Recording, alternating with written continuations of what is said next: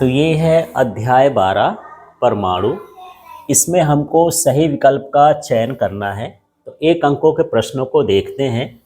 परमाणु स्वयं में होता है धनावेशित, ऋणावेशित, उदासीन, धनावेशित व ऋणावेशित दोनों।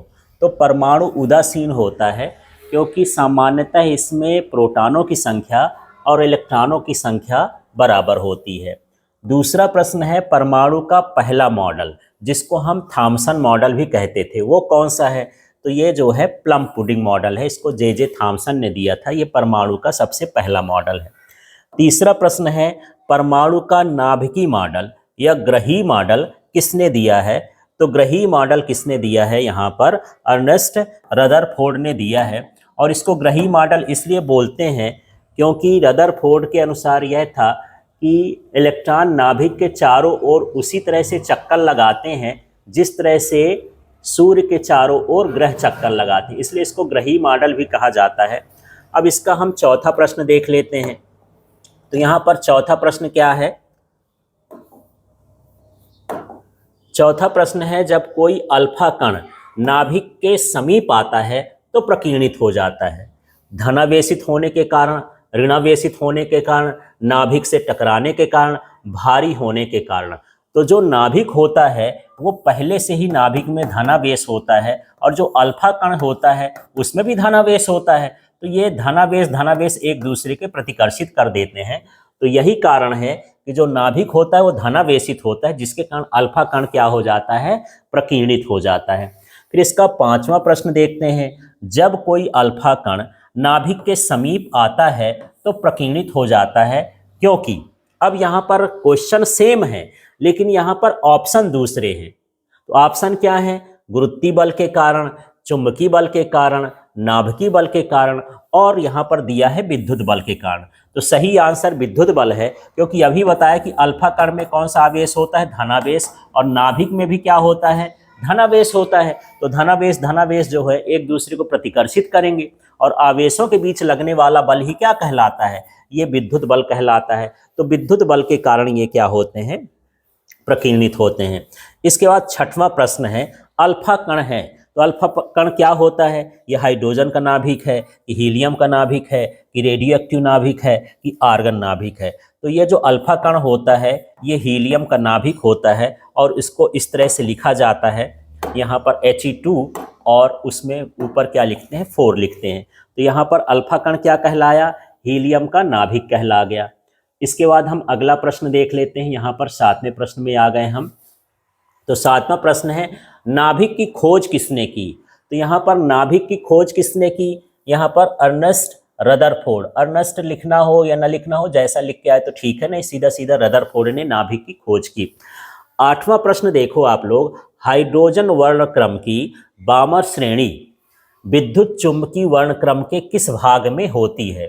तो यहाँ पर जो बामर श्रेणी होती है वो दृश्य में होती है। तो यहाँ पर मैं 5 श्रेणियाँ बताया था। तो यहाँ पर था लाइमन। तो लाइमन जो होता है वो पराबैंगनी क्षेत्र में होता है। फिर इसके बाद होता है बामर, ये दृश्य क्षेत्र में होता है। फिर इसके बाद पाश्चन ब्रैकेट फुंड, ये किस क्षेत्र में आते हैं? अवरक्त क्षेत्र में आते हैं। तो इसको याद रखना है। अब इसके बाद यहाँ 9वां प्रश्न देख लेते हैं। यहाँ 9वां प्रश्न है हाइड्रोजन परमाणु में इलेक्ट्रॉन का न्यूनतम कोणीय संवेग होता है। तो यहाँ पर ये इलेक्ट्रॉन का न्यूनतम कोणीय संवेग क्या हो जाएगा? h/2π। जब हम बोर का द्वितीय प्रतिबंध पढ़ते थे तो उसमें यही था कि इलेक्ट्रॉन उन्हीं कक्षाओं में चक्कर लगाता है जिसका कोणीय संवेग h/2π का पूर्ण गुणज हो।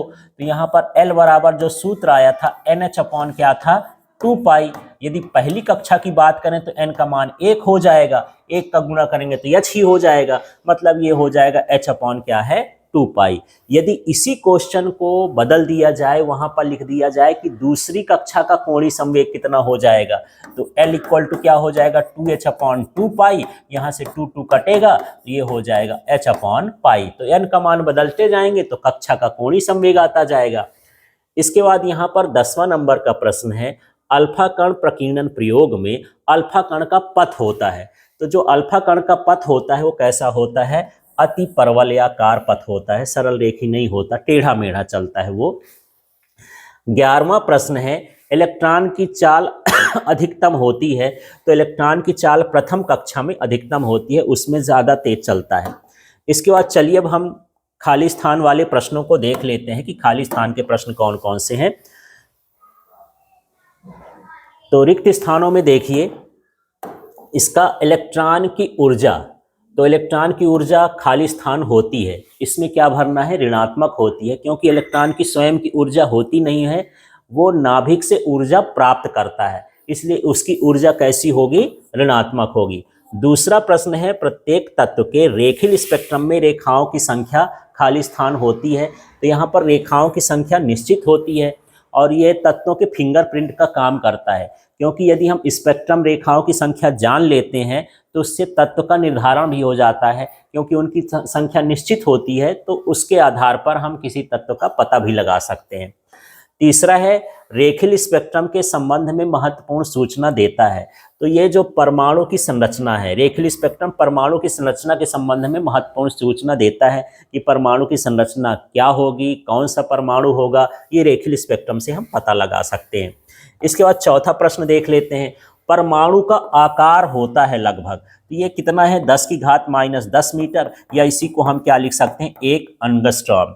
फिर पांचवा प्रश्न देख लेते हैं, नाभिक का आकार होता है, तो नाभिक का आकार देख लेते हैं 10⁻15 मीटर, और ये 10⁻15 को हम 1 फर्मी भी लिख देते हैं, FM भी लिख देते हैं। तो इस तरह से हम इसको कर सकते हैं। तो यहाँ कंफ्यूजन में नहीं रहना है, परमाणु का आकार भी पूछता है, नाभिक का आकार भी पूछता है, तो परमाणु का आकार 10⁻10 और नाभिक का आकार कितना हो जाएगा, 10⁻15।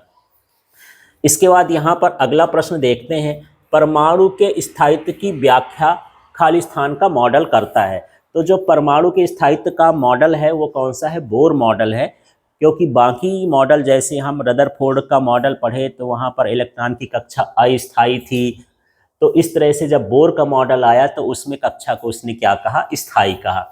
इसके बाद सातवां देख लेते हैं, और सातवां यहाँ पर यह हाइड्रोजन परमाणु के मूल कक्षा की त्रिज्या क्या है, मूल कक्षा मतलब पहली कक्षा की त्रिज्या, तो ये 0.51 एंगस्ट्रॉम होती है, ये पहली कक्षा की त्रिज्या है। फिर आठवां प्रश्न है, निम्न कक्षा की अपेक्षा उच्च कक्षा में इलेक्ट्रॉन की गतिज ऊर्जा कम होती है। यहाँ पर यह समझना है कि जब निम्न कक्षा में इलेक्ट्रॉन रहता है तो बड़ी तेजी से उसकी चाल अधिक होती है, जब चाल अधिक होगी तो गतिज ऊर्जा भी अधिक होगी, तो जब उच्चतर कक्षा में जाएंगे तो चाल कम हो जाएगी, गतिज ऊर्जा भी यहाँ पर क्या हो जाएगी, कम। तो निम्न कक्षा की अपेक्षा उच्च कक्षा में इलेक्ट्रॉन की गतिज ऊर्जा क्या होगी, कम।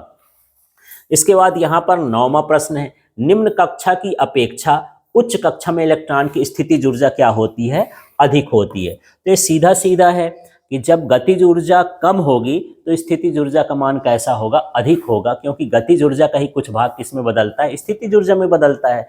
तो हम कह सकते हैं कि यदि पहली कक्षा है तो पहली कक्षा में इलेक्ट्रॉन की गतिज ऊर्जा का मान कैसा होगा, अधिक होगा, लेकिन स्थितिज ऊर्जा का मान क्या हो जाएगा, कम हो जाएगा। इसी तरह से उच्चतर कक्षा में यदि हम चले जाएं तो उच्चतर कक्षा में स्थितिज ऊर्जा का मान अधिक होगा, किंतु गतिज ऊर्जा का मान कैसा हो जाएगा, कम हो जाएगा।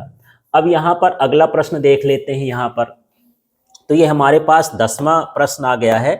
10वां प्रश्न है, ये प्रत्येक परमाणु की ऊर्जा खाली स्थान होती है, तो प्रत्येक परमाणु की ऊर्जा क्वांटीकृत होती है। क्वांटीकृत का मतलब होता है कि यदि हम कक्षा की संख्या का गुणा कर दें एक निश्चित मान में तो ऊर्जा का मान भी आ जाता है। जैसे हम लोग ऊर्जा निकाले थे तो ये निकाले थे En बराबर -13.6 और यहाँ पर n² और ये इलेक्ट्रॉन वोल्ट है, तो जहाँ भी n आ जाए, n का मतलब क्वांटम संख्या एक निश्चित संख्या होती है, तो इसके हिसाब से n का मान रखेंगे तो ऊर्जा का मान भी आता जाएगा। इस तरह से हम कह सकते हैं कि जो परमाणु की ऊर्जा होती है वो कैसी होती है, क्वांटीकृत होती है।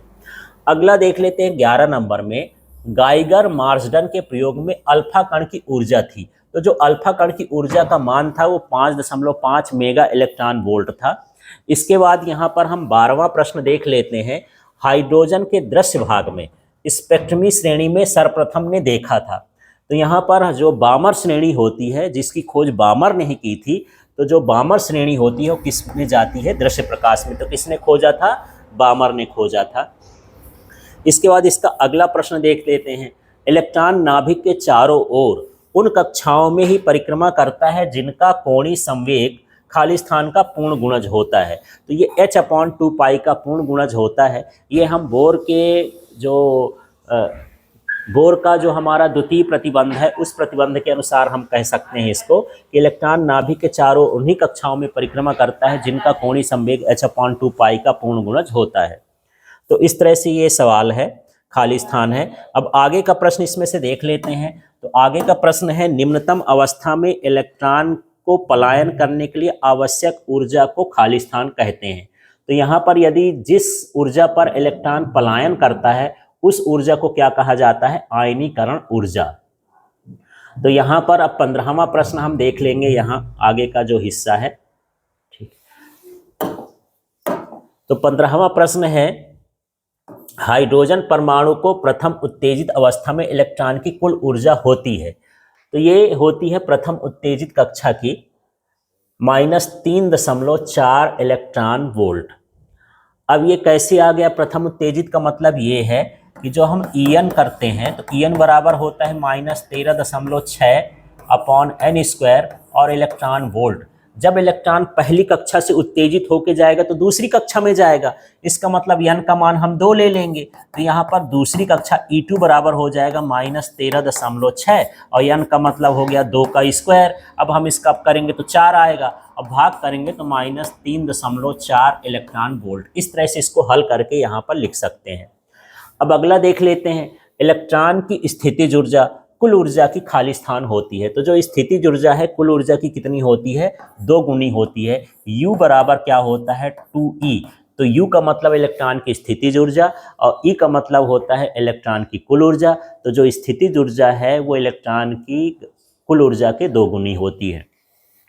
इसके बाद 17वां नंबर का प्रश्न है, इलेक्ट्रॉन का कोणीय संवेग खाली स्थान होता है। तो यहाँ पर क्या होगा? क्वांटीकृत, क्योंकि कोणीय संवेग L बराबर क्या होता है? NH/2 और यही समझना है, जिसमें n आ जाए, n का मतलब वो क्वांटीकरण को बताता है। माने यदि कक्षा की संख्या हम सीधा सीधा गुणा कर दें तो कोणीय संवेग का पता चल जाता है। इसके बाद ये 18वां प्रश्न भी देख लेते हैं। प्रश्न है, हाइड्रोजन परमाणु की निम्नतम ऊर्जा का मान खाली स्थान होता है।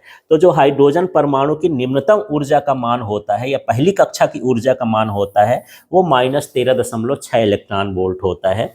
फिर इसके बाद ये 19वां नंबर का प्रश्न है, यहाँ पर हाइड्रोजन परमाणु की आयनीकरण ऊर्जा का मान क्या होता है? आयनीकरण ऊर्जा का मान वही है कि जब इलेक्ट्रॉन को इतनी ऊर्जा मिल जाए कि वह परमाणु को छोड़ करके भाग जाए या पलायन कर जाए, तो उसके लिए यही ऊर्जा होती है 13.6 इलेक्ट्रॉन वोल्ट। अब दोनों को समझना है, यहाँ निम्नतम ऊर्जा है तो माइनस में लिखना है, आयनीकरण ऊर्जा है तो इसी को प्लस में लिख देना है। तो आयनीकरण ऊर्जा +13.6 इलेक्ट्रॉन वोल्ट और इलेक्ट्रॉन की निम्नतम ऊर्जा का मान -13.6 इलेक्ट्रॉन वोल्ट होता है। तो इस तरह से आपको यहाँ पर भरना है। अब आगे का प्रश्न इसमें देख लेते हैं। तो यहाँ पर जो 20वां प्रश्न है उसको देखते हैं।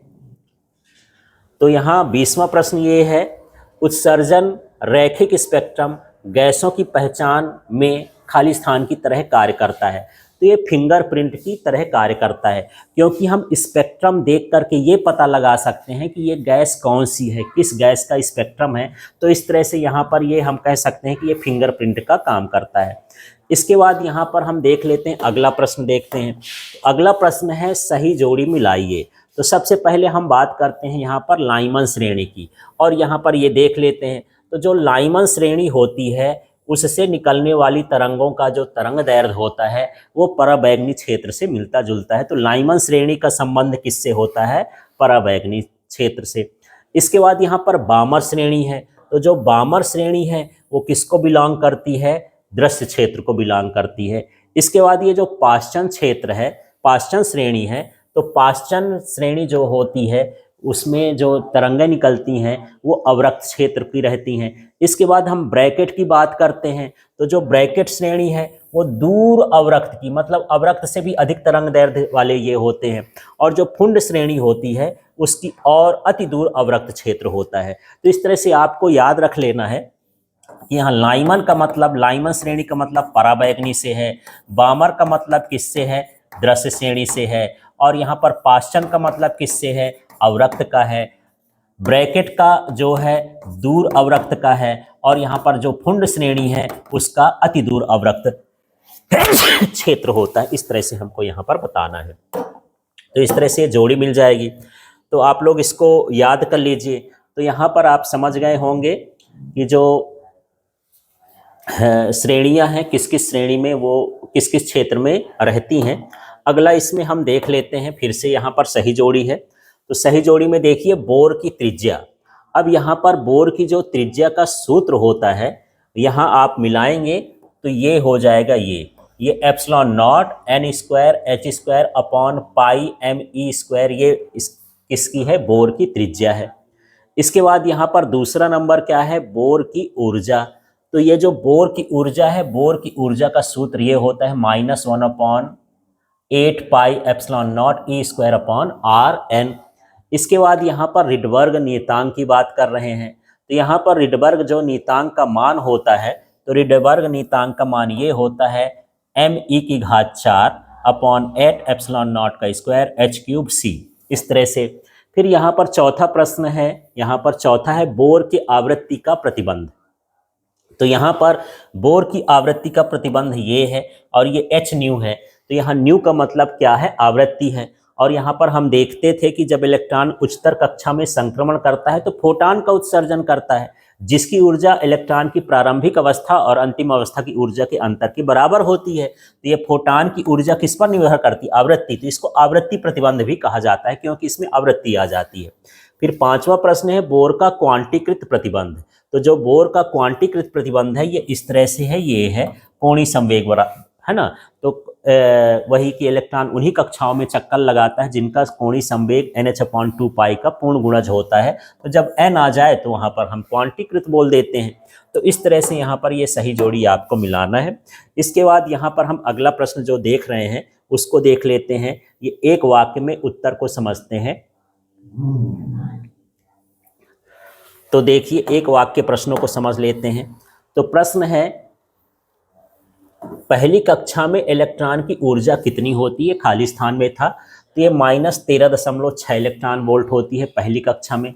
फिर ये पूछ दिया दूसरी कक्षा में इलेक्ट्रॉन की ऊर्जा कितनी होती है। तो ये -3.4 इलेक्ट्रॉन वोल्ट होती है। पर आई कैसे, तो यहाँ पर ऊर्जा कक्षा में ऊर्जा का सूत्र ये होता है En बराबर -13.6/n²।